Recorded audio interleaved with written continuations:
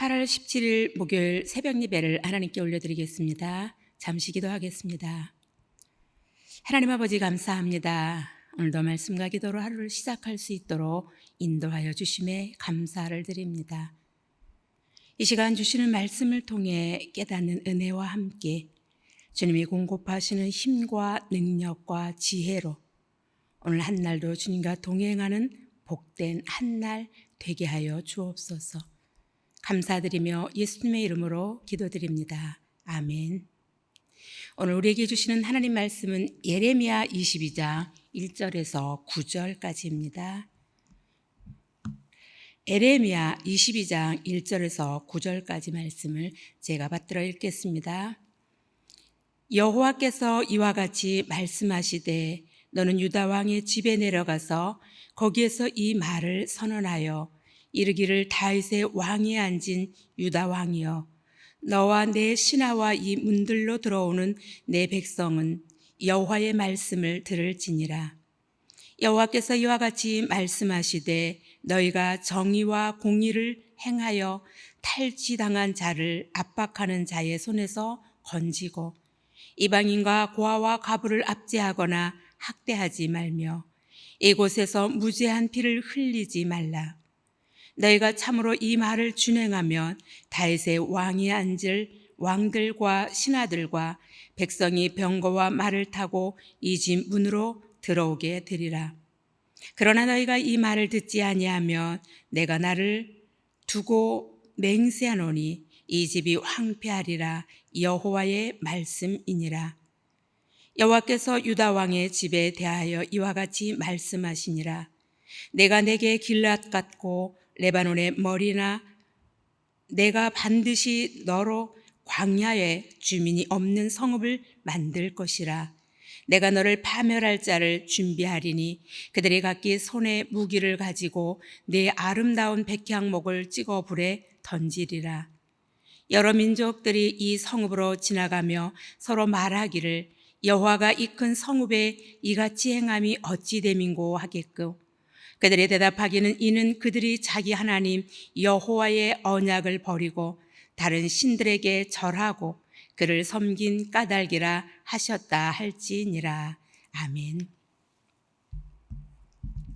오늘 본문은 유다 마지막 왕이었던 시드기야에 대한 애연을 보도한 압달랴에게 이어 예레미야에게 이제 왕궁으로 가서 유다 왕가 전체를 향하여 드나드는 권고하는 내용으로 왕은 물론 왕궁 문으로 드나드는 왕실 사람들 모두 유다 왕조를 향한 경고의 그 말씀을 듣게 하라는 것입니다. 사실 거짓 선지라 몰려 구타당하는 수모를 당했던 예레미야로서는 또다시 왕궁에서 반역자로 몰려 목숨을 잃을 수도 있는 상황입니다. 하지만 그는 사명자로 그가 전해야 하는 메시지는 정의와 공의를 행하며 탈취당한 자를 압박하는 자의 손에서 건지고 이방인과 고아와 과부를 압제나 학대하지 말 뿐 아니라 무죄한 피를 흘리지 말라고 전해야 하는 것으로 3절 말씀을 다시 한번 제가 읽겠습니다. 여호와께서 이와 같이 말씀하시되 너희가 정의와 공의를 행하여 탈취당한 자를 압박하는 자의 손에서 건지고 이방인과 고아와 과부를 압제하거나 학대하지 말며 이곳에서 무죄한 피를 흘리지 말라. 아멘. 여기에서 정의는 여러분들이 가지고 계신 매일 성경에 잘 기록되어 있는 것처럼 하나님이 우리의 부르짖음에 응답하시듯 불공평하고 부당한 질서를 바로잡는 것을 말합니다. 그리고 이어서 공의는 하나님이 우리를 헤아리듯 이웃의 사정에 공감하는 것으로 유다 왕들이 하나님의 나라의 정의와 공의를 저버리고 이방 나라의 왕들을 흉내내며 압제와 불공평의 근원지가 되게 하므로 하나님께서는 유다 왕가를 심판하신다는 말씀입니다. 특별히 우리가 오늘 말씀을 통해 또 하나 기억해야 할 것은 앞단락에서 어제 본문이었던 21장 12절에 그리하지 아니하면이라는 말씀에 이어 오늘 본문에서도 4절과 5절에 또다시 준행하면 듣지 아니하면이라는 반복적인 표현으로 하나님의 권고를 들을 때와 듣지 않았을 때를 대조함으로써 하나님의 권고에 순종할 것을 강조하고 있는 말씀입니다. 그러므로 하나님께서 유다 왕조를 황폐하게 하신다는 것은 불순종에 따른 결과임을 그대로 보여주고 있는 말씀입니다. 사실 유다 백성은 수많은 경고가 있었음에도 불구하고 우상 숭배와 같은 불순종으로 일관했던 자들이지요. 그러므로 우리는 육신의 안위를 도모하기 이외 혹은 그 어떤 이유로도 가난하고 힘없는 자들이 힘없는 자들에게 공의를 금하는 것을 용납해서는 안 된다는 것입니다. 이어서 사회적 약자들을 압제하고 하지 말아야 하는 것으로 하나님께서는 특별히 이방인과 고아와 가부를 압박하거나 학대하지 말 것을 명령하셨습니다. 이방인과 고아와 가부는 율법에서도 보호하도록 되어 있는 사람들로 무죄한 피는 법적으로나 윤리적으로나 아무런 죄가 없는 사람이 흘린 억울한 피로서 이 세 가지 권고는 지도자들이 반드시 지켜야 할 의무로 준행한다면 다윗의 왕에 앉을 왕들과 신하들과 백성들이 모두 위험에서 벗어나 번영을 누리고 왕위가 존속된다는 주님의 약속입니다. 그러나 그들이 이 말씀을 듣지 않는다면 이 집이 황폐하리라고 멸망을 선언하고 계신 것으로 왕궁에 임할 심판에 관하여 아무도 살지 않는 곳으로 만드실 뿐만 아니라 왕궁의 아름다운 백향목 기둥까지 제거함으로 이방의 조롱거리가 되게 하신다는 말씀입니다. 그러므로 이방인과 고아와 가부는 선민 이스라엘이 불쌍하게 여기고 자비를 베풀어야 할 대상으로 하나님께서 이들을 사회적 약자로 규정하시고 각별히 관심 아래 보살필 것을 명령하셨습니다. 출애굽기 22장 21절에서 23절에 보면 하나님께서는 출애굽 직후부터 너는 이방 나그네를 압제하지 말며 그들을 학대하지 말라. 너희도 애굽 땅에서 나그네였으므로 너는 과부나 고아를 해롭게 하지 말라. 내가 만일 그들을 해롭게 함으로 그들이 내게 부르짖으면 내가 그 부르짖음을 반드시 듣겠다고 말씀하심으로 강조하셨습니다. 저는 그들이 내게 부르짖으면 내가 그 부르짖음을 반드시 듣겠다라는 그 말씀을 준비하고 전하려고 묵상하면서 잠시 멈출 수밖에 없었습니다. 다시 우리는 이 말씀을 기억해야 할 부분이다라는 생각을 했습니다. 그러므로 이들을 긍휼히 여기지 않고 압제하는 행위는 이들을 보살필 것을 말씀으로 하신 하나님을 대적하는 것으로 이들은 바로 우리가 섬겨야 할 하나님의 자녀들로 우리가 이들을 압제하지 않고 긍휼을 베풀 때에 주님은 그 행사를 갚아주신다고 거듭 말씀하고 계신 것입니다. 다시 말해서 그들이 이 명령대로 잘 행하면 앞으로도 계속해서 유다의 왕위가 계승될 것으로 결국 통치의 주권은 사람이 아닌 오직 하나님께 있다는 것을 우리는 오늘 말씀을 통해 다시 한번 기억함으로 주님과 동행하는 복된 삶의 자리가 다 되시길 간절히 소망합니다. 이어서 6절에서 7절 말씀은 내가 너를 파멸할 자를 준비하리니 그들이 각기 손에 무기를 가지고 라는 말씀으로 6절에서 7절 말씀도 제가 다시 한번 읽겠습니다. 여호와께서 유다 왕의 집에 대하여 이와 같이 말씀하시니라. 내가 내게 길앗 같고 레바논의 머리이나 내가 반드시 너로 광야와 주민이 없는 성읍을 만들 것이라.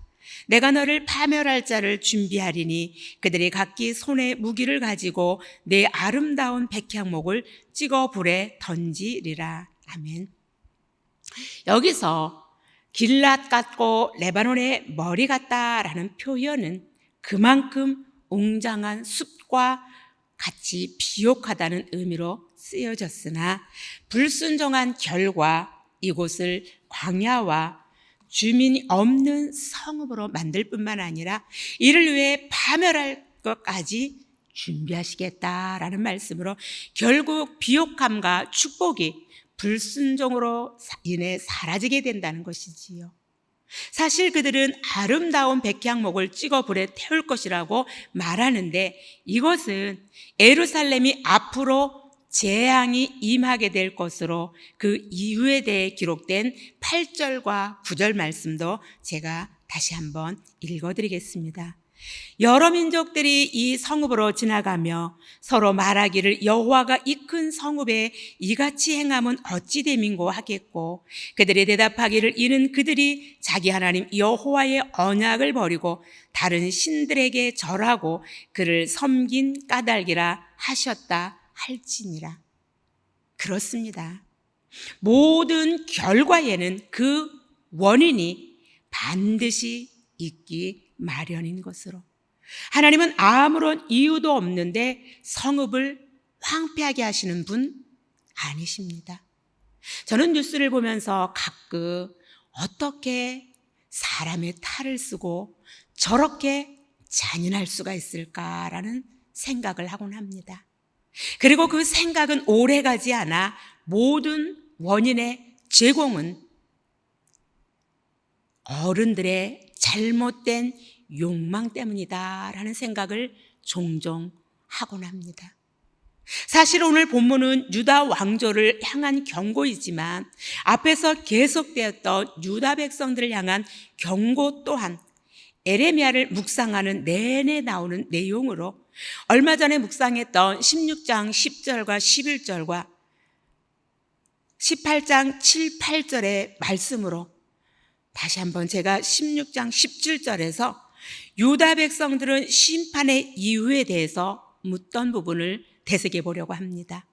여기서 그들은 뭐라고 이야기하냐면 우리의 죄악이 무엇이며 우리가 하나님께 범죄한 게 무엇이냐고 묻고 있습니다. 그때 주님의 대답은 11절에 너희 조상들이 나를 버리고 다른 신들을 따라서 그들을 섬기고 그들에게 절하고 나를 버려 내 율법을 지키지 않았기 때문이라고 분명히 기록하고 있습니다. 그리고 18장 7, 8절에서는 그래서 내가 어느 민족이나 국가를 뽑거나 부수거나 멸할 수밖에 없는데 만약에 그때 너희들이 그 민족이 그의 악에서 돌이키면 내가 그에게 내리기로 생각하였던 재앙에 대하여 뜻을 돌이키겠고라고 또한 기록되어 있습니다. 돌이키면 돌이키겠고 결국 이 모든 것은 그들로 내 이름이 여호와인 줄 알게 하리라라는 단 한 가지 최종 목적입니다. 여유를 회개할 기회를 주시는 거지요. 잘못했다고 한 번에 그들을 뽑아버리는 것이 아니라 다시 한번 기회를 돌이키면 돌이키겠다라고 기회를 주시는 하나님의 은혜를 볼 수가 있습니다. 이처럼 주님은 지속적인 관계 회복을 위해 선지자들을 통해 하나님의 말씀을 주셨지만 그들은 하나님과의 언약을 소중히 여기지 않았습니다. 그리고 다른 신을 섬기고 연약한 자를 돕지 않았을 뿐만 아니라 정의와 공의를 지키는 것이 마치 손해보는 것이라는 생각하며 하나님의 말씀과는 대치된 길로 그들 스스로 걸어갔던 것이지요.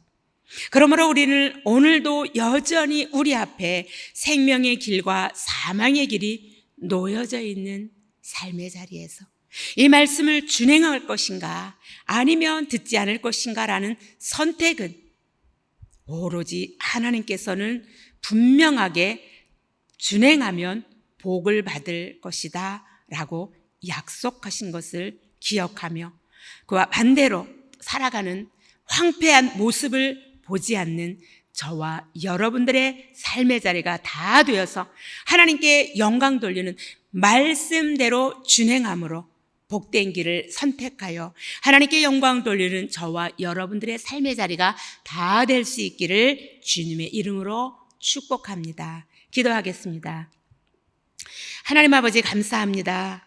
이 시간 주시는 말씀을 통해 다시 한번 말씀을 듣고 준행할 것인가 듣지 않을 것인가는 오로지 우리의 몫이라는 것을 기억하며 오늘도 각자 흩어져 살아가는 삶의 자리에서 영적인 분별력을 가지고 말씀대로 준행함으로 주님께 영광 돌리며 주님과 동행하는 복된 삶의 자리가 될 수 있도록 긍휼과 자비를 베풀어 주옵소서. 감사드리며 예수님의 이름으로 기도드립니다. 아멘.